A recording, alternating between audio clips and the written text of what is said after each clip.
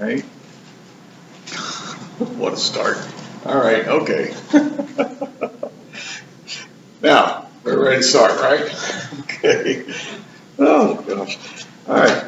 If you ever started off, going to do something that was a good thing to do, maybe it was a hard thing to do, and it's going to be tough, whatever, but you're going to go do the right thing.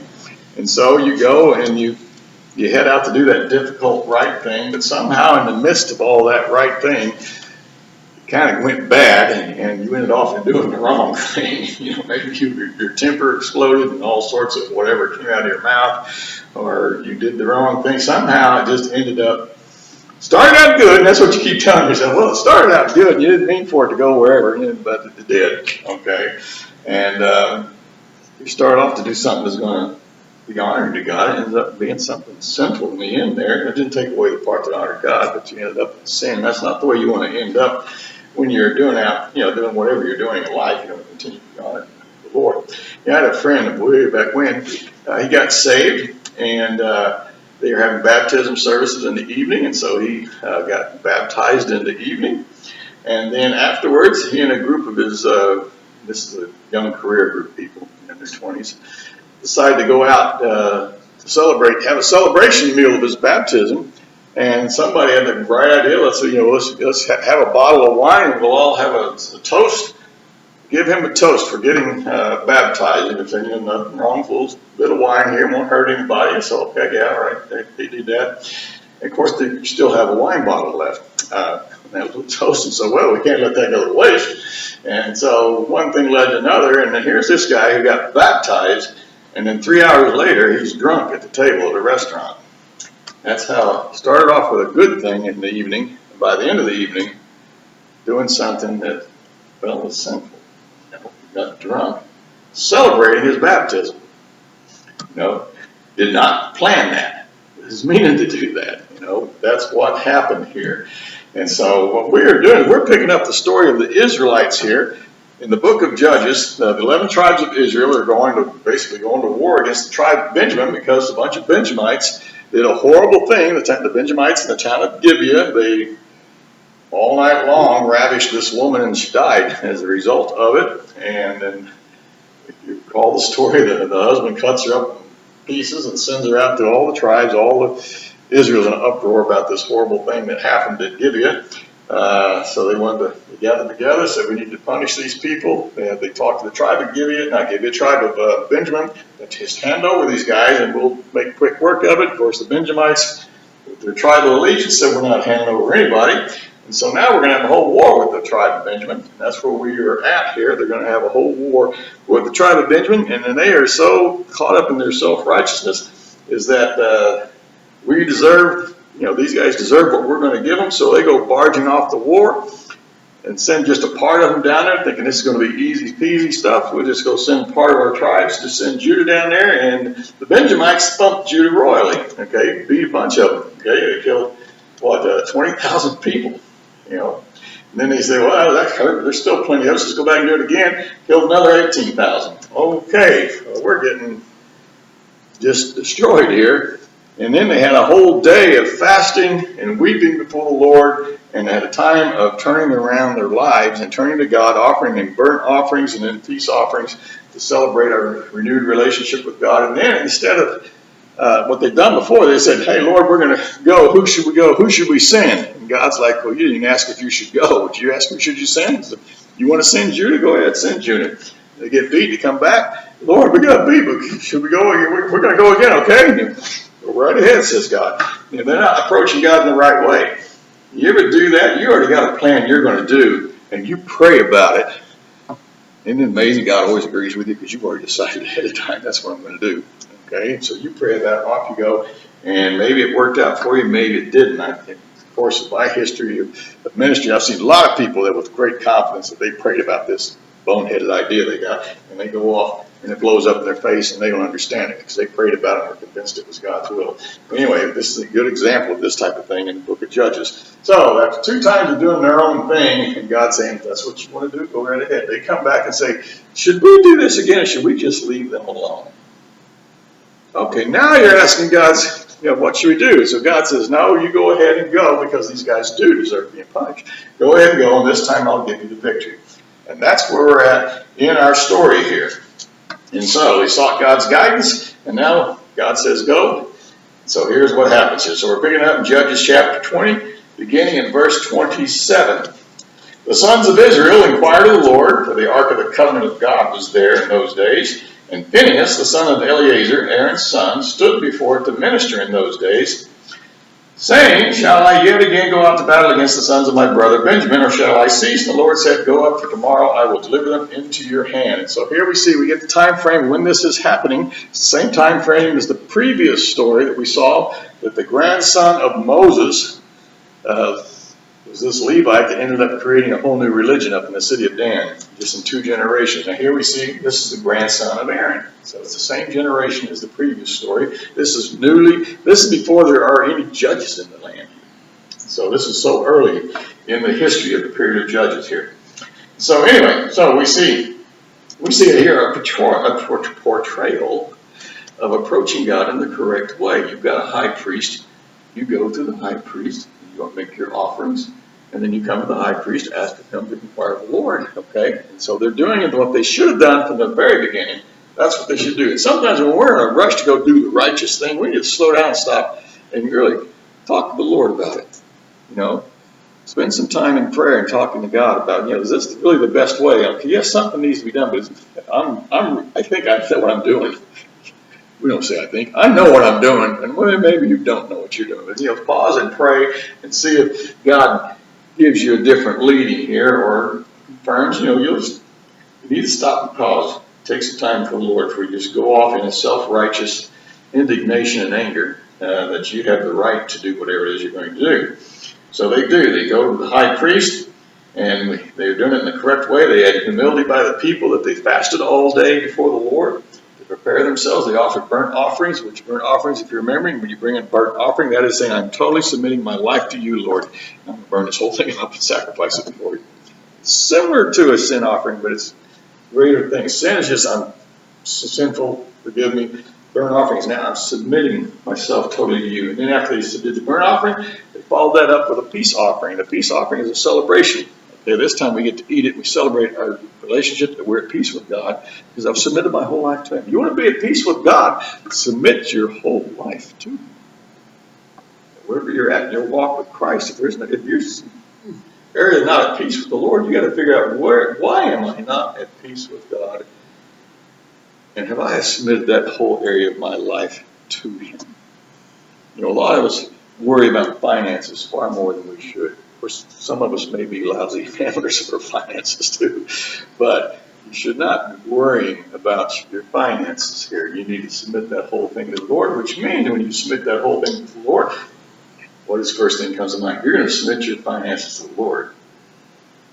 Well, am I giving what I should be given? No. Am I making excuses? I have too many bills to pay. I can't give you anything, God. So, spending your whole life, pick that area that you worry about. So this is what these people, especially if you've just had a major failure in your life, okay, or something that blew up in your face, it didn't go right, or whatever it was, okay, you come back there, you're submitting that area of your life before the Lord. Have you ever come to the point where you got to say, I don't have to have that thing that you're banging your head against the wall so much trying to accomplish, and maybe God wants you spending your time on something else. Okay, so submitting your total life to the Lord. And that's a daily thing. Should I do this? Okay, so that's what they've done. They've submitted to the Lord here, and God has responded here. Now, we don't have the benefit of a high priest and all this stuff, and God's going to talk directly to us. But a lot of times when you pray, God works in mysterious ways, doesn't He? Leads us and guides us. So always turn to the Lord here. Okay, so God not only tells them, go ahead and fight, but tells them this time He's going to give them the victory. And so why is He giving them the victory? Well, because this rowdy bunch of self-righteous guys, after getting spanked twice and losing 40,000 people in 2 days, a lot of people have died. And they're like, whoa, we're not doing something right for the Lord, because those people did an atrocity in the sight of God, and they're whooping us. What did we do wrong? Well, we never came to the Lord and asked His guidance. Other than, which one of us gets the glory here? Which tribe should go whoop them? Okay, that's not the way to approach the Lord. Okay? Anyway, so they kind of repented in their little kind of rebellious ways before the Lord, because if they have submitted their total lives before them, that goes beyond just this thing about Benjamin. This goes about my whole life. So they've done a little bit of repentance, turning back to God. God says, okay, now that you're right with me, you made their peace offerings. God says, now I want to use you, because these people have done a horrible atrocity here. They must be punished. And if people are going to defend sin, like the whole tribe is going to do, well, they've chosen to side against God. If you choose to defend sin, you're inviting God's judgment upon you. If you choose to defend sin, that should not be happening. Do not defend sin. Doesn't mean you have to bring out an axe every time, but don't be a defender of sin. So he says he's going to give them the victory, because Benjamin has chosen not to side with righteousness. So the whole tribe is getting ready to suffer because of this. Okay, so with God's blessing and promise of victory, these tribes of Israel, they attacked them. They used a different strategy this time. I don't know if this came from God, if they just sat down and go, now we probably shouldn't do the same thing a third time. Okay. So we've got to be twice doing that. So move on here, verse 29. 29 to 35, we got a little section here, kind of get a picture of it. So Israel set men in ambush around Gibeah. The sons of Israel went up against the sons of Benjamin on the third day and arrayed themselves against Gibeah, as at other times. The sons of Benjamin went out against the people and were drawn away from the city, and they began to strike and kill some of the people, as at other times, on the highways, one of which goes up to Bethel and the other to Gibeah, and in the field about 30 men of Israel. The sons of Benjamin said, they are struck down before us, as at first. But the sons of Israel said, let us flee, that we may draw them away from the city to the highways. Then all the men of Israel arose from their place and arrayed themselves at Baal Tamar. And the men of Israel in ambush broke out of their place, even out of Ma'areh Gibeah. When 10,000 choice men from all Israel came against Gibeah, the battle became fierce, but Benjamin did not know that disaster was close to them, and the Lord struck Benjamin before Israel, so that the sons of Israel destroyed 25,100 men of Benjamin that day, all who draw the sword. Woo! That is a slaughter. Remember, their whole army was 26,700. So that's a lot. That almost, that's pretty devastating. Okay. And then we see here, we kind of see what their tactic is that they've done there, that they're laying in ambush. We got a couple places there, but they're ambushing around the city. We don't know where, but they've hidden around the city this time, because they want some of the people to rush the city if they can lure the army away from it. Okay, you got some in ambush there, and then you got some in these a couple places here that they mentioned here. There's two different highways, one going to Bethel and one going to, where was it? I lost track of it here. Oh, Dylan's going to Gibeah. Okay, so you say, wait a minute, we're in Gibeah. One's going to Bethel, one's going to Gibeah. Basically, you've got Bethel's up north, Gibeah's down here. What they're probably talking about, there's one road that comes into Gibeah and it goes back out up to Bethel. So they don't know whether it's on the south side or the west side, who knows, but there's a road going into Gibeah and there's one going out up to Bethel. And so they're putting people along both highways there, which it says that's the way they did it last time. So they probably tried to attack them from two directions the previous time too. So they're going to do it looking like they're doing the same thing again. So, but this time they've got guys hidden up the road, ready to ambush for when we turn around and run. Okay, and so one of the most common tactics in warfare, back then and still today, is to attack and then run away like you've been defeated or you've been scared off. And then the defenders give chase, thinking they can inflict more damage on you because you're a bunch of cowards. They're already beaten already, so let's go slaughter them. So they go chasing after them. And when we read through, in Joshua, how did they do this several times? In Joshua, they lure the people out, and then they rush in and take the city. So we see it here. I think it still works today. Run away, and what happens? The overconfident enemy gives chase, and then the ambush wait for them. We shouldn't give a chase. We were safe at our city walls. Okay. Anyway, so notice this time, it appears, they don't give us numbers here, but I'm guessing that the whole 300,000 are getting in on this show because they got such an overwhelming ambushing force. They got one that's nearby the city, hidden off someplace. It's probably off in a different direction of these two highways. So they're off hidden somewhere. And then you've got a couple more ambush teams that are mentioned in these two locations here. So you've got some pretty good sized guys that are hitting off, plus however many you're sending marching down the roads. You know, they look like we're back again. And so, you know, they lost 40,000, but they started out with 400,000. So they still got a big army. So they probably came with everybody this time. And so, overwhelming. Once they got them away out there in the open, they could surround them. Well, it's over, you know. You know, that's too bad. That's terrible. Anyway, we see here that I guess there was 27,000. How did that work out there? I have to go back and look at my original number. But anyway, they left some people, but some guy, there'd be a city gates guard still left to kind of guard the city as their army runs out. They would leave every single soldier in the city, but not a big enough force to deal with a mad rush of 10,000 Israelites coming at them. And so the Israelites just kind of overrun them when they come out of an ambush from around the city. Okay, so they ambush them. And because the Benjamites, they have chased after them. They have abandoned their defensive positions around the city. And they think that we're chasing these guys we beat twice. They've probably got low morale. And, you know, they're not even good warriors here. And so they go chasing after them. And this would include their slingers too. But now you're running down the highway rather than standing in formation here. And slingers carried swords, by the way. I mean, hand-to-hand combat, that sling is no good, so you better have a sword. So they're chasing them down there. Maybe you have to stop and sling every now and then. That's probably how they knocked down and killed 30 of them. And so off they go. They're going to chase after them, thinking, we are going to whoop you boys again.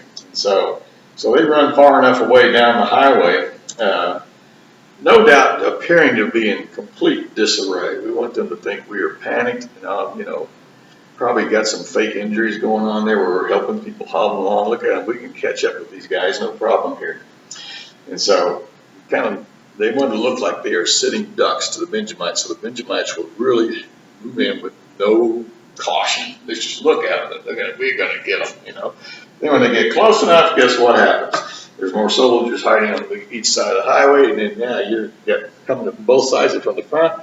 And you think, well, maybe we should retreat. Well, what happens when they're going to retreat there? You know, they're going to turn around and see if their city's on fire. You know, the advantage that slingers had is out once this ambush comes rushing in from both sides. So it's all hand-to-hand combat, and they are greatly outnumbered by the Israelites here. So this whole description about how they're defeated gets a little confusing because what we have a general summation. This is what we just read. Then what we're going to continue to read is going to go back and give us a little more details of what you just read up above. So if you're reading along, you're thinking, what? Well, they're just kind of repeating some more details about what they mentioned here. So we've got the two ambush cities, and we got the one around the city.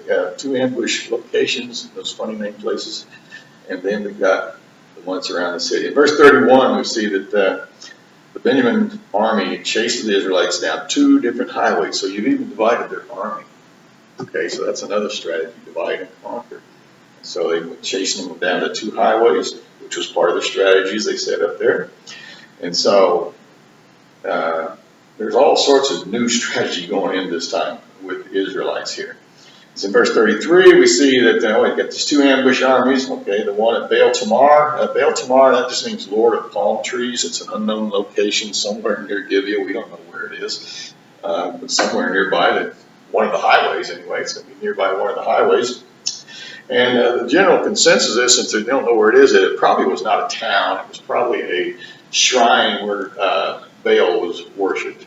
That's probably what it was, since there is no town nearby by that name or anything like that they've been able to uncover. And then you've got this other town, this Ma'are Geba, which all that means is west of. Well, it can mean west of, or it can mean meadows. Okay, west of Geba or meadows of Geba. Anyway, it's nearby Geba. Now, Geba is a town. It's a town in between Gibeah and Bethel up to the north. So it's, you know, for you guys here. So you have the village to the northeast a little bit there. And it's the first village when you leave Gibeah heading north, where you'll come up to. You'll come to Geba. And that's where one of the ambush armies is. So that other one's probably over the other highway. Okay, so the Israel army attacks from two highways. They did in the past. They didn't stand and fight. The Israelites didn't. They ran.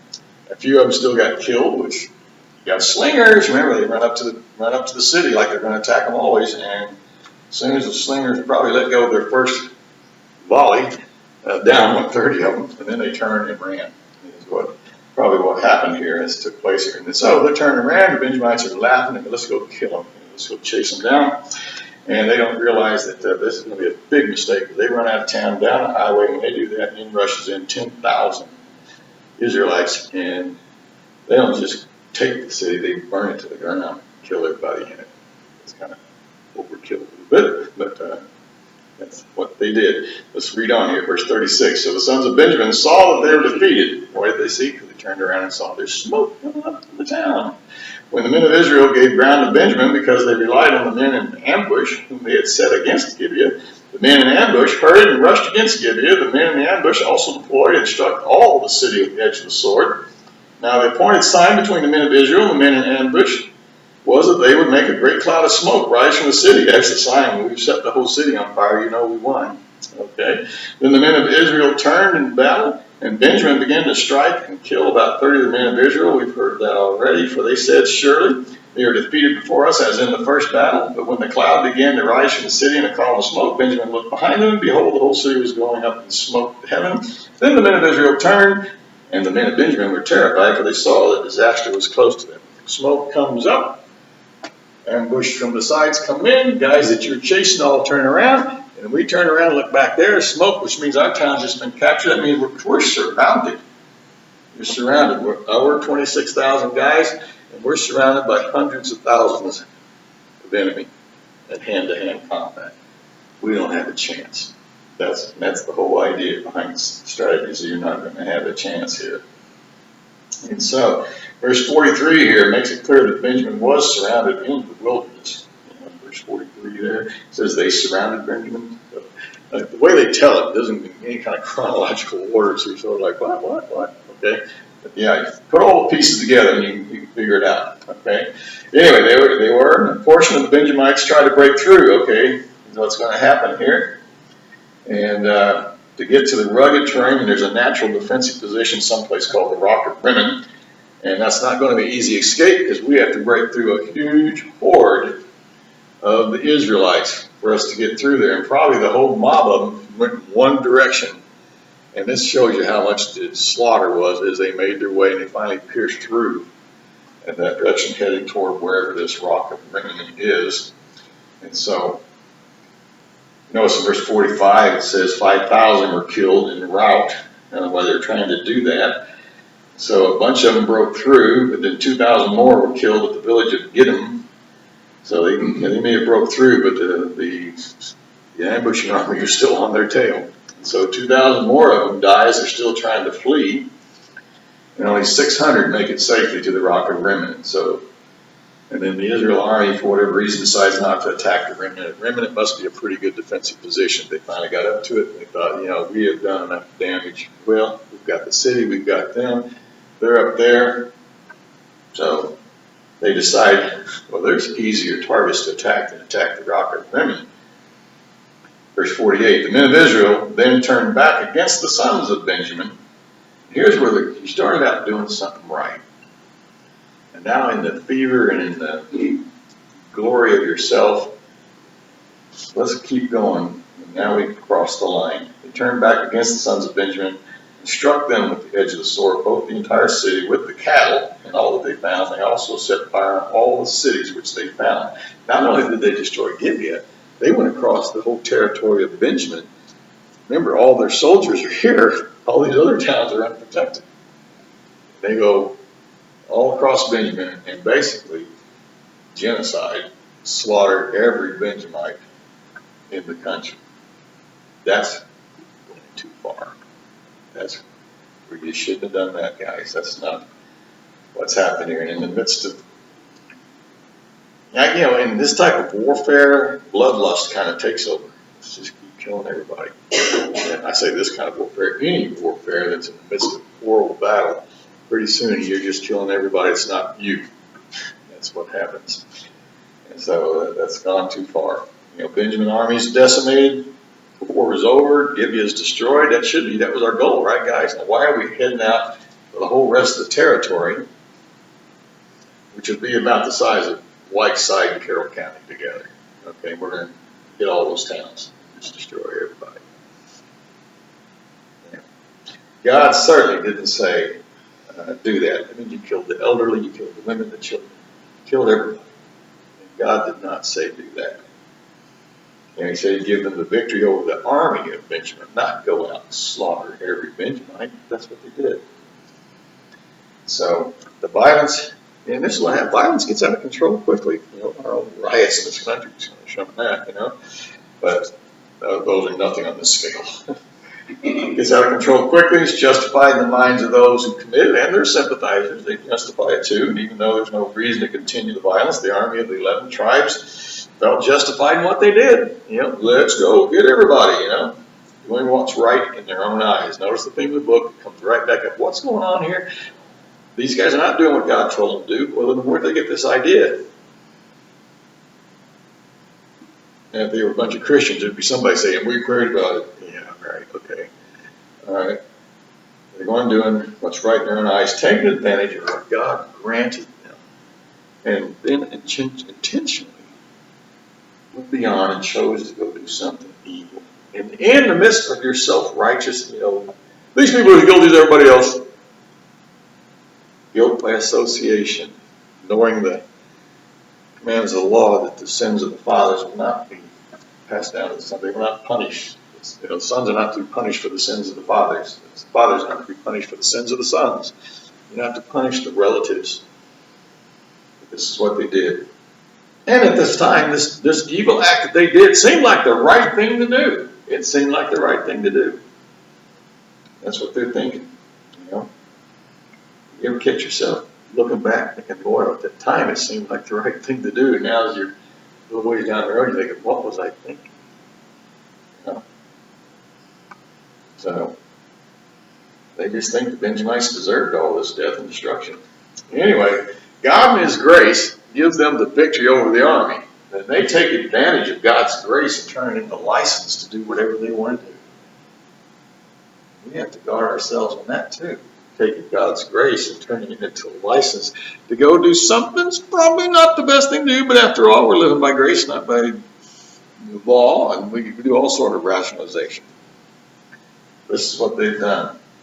And we're going to see in the last chapter that these tribes later realized they went too far, and it's too late. Yeah, you realize, oh, wow, we went way overboard, didn't we? Yeah, we did. But it's too late. The damage was done. And if there's anything that we can gather real quickly here, is that, you know, you can't undo the damage you've done when you're doing what's right in your own eyes. You can't undo it. And how many of us have stuff that, oh, we wish we could take back? Maybe there's still consequences we're suffering because of that wrong thing we chose to do way back when. At the time, we weren't going to listen to anybody. We certainly weren't going to talk to God about it. We weren't going to ask anybody for advice that might have a sound mind. We're just going to go do our thing and don't want to have anybody tell us it's not the right thing to do. And if you ever get yourself in that mindset, I'm going to do this, and I don't care what anybody thinks. That's a warning flag. You don't care what anybody thinks. That you're getting ready to go do whatever it is you're getting ready to go do. And maybe the thing in of itself is not wrong, but there's so many potential pitfalls out here around it that everybody's like, you know, there's probably a better way to do that. And you don't want to hear that. Because there's nothing wrong with what I'm going to do. Yeah, but it could be other things happen here. You know, you can't undo the damage to do. You know, you've done the wrong thing because you did it. You thought it was right. And then afterwards, all you can do is go, well, I'm sorry. At the time, I didn't realize. And that's the answer. I didn't realize, or I didn't know. Or if I'd have known, we have all these if, and excuses why what we did was wrong. Can't fix it. You know? Now, most likely, none of us have gone on some killing rampage like this. You know, but the damage we do in our own areas, you know, it's painful to people. And the consequences oftentimes fall back on them. So we're going to leave the tribe right here, and then we're going to see it. So they realized, well, now we went too far. What do we do now? And they're going to make the same mistake that they made when this whole thing started. They're not going to consult God. They're going to come up with their own brilliant idea, which you're going to see next time is not so smart. But it worked. There. Yeah, that one. You know, the ends justifies the means. So, no, don't do further damage. You know, you can't fix it, but don't make it worse. Because they're getting ready to make it worse for some people. So, look at your own life. Justifying things because it seems right in your own eyes and you don't care. Remember these Benjamites. Thank God you're not doing what they're doing, but don't use that as saying, well, at least I'm not doing that. Well, don't do that about sin. You know, I'm not killing anybody, but you're wounding people all over the place. Don't do that. If you know you're doing that or about to do that or anything, this is the time to pause and talk to God right now. And maybe you've never really fessed up that, you know, I really blew it back then, Lord. I need to admit that was wrong. And thank you for His grace and His forgiveness. Pick up and move on. So let's pray. If you need to talk to the Lord about that, I'll give you a few seconds there and you talk to Him.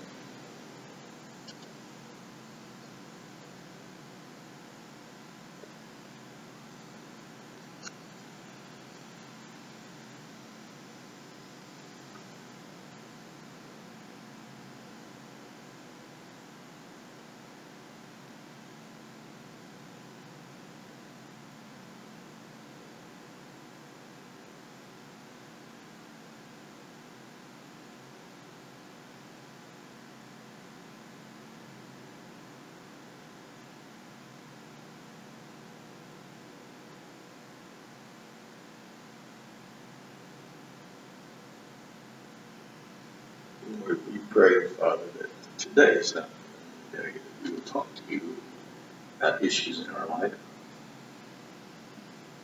That we would learn from these failures we're reading about. When we're faced with tough issues, that we would spend time before you before we run off doing what's right in our lives. We thank you, Lord, for your grace. Thank you for your forgiveness when we confess our sins. Your word says you're faithful and just to forgive us our sins and cleanse us from unrighteousness, that we can now live righteously before you because we've confessed sin.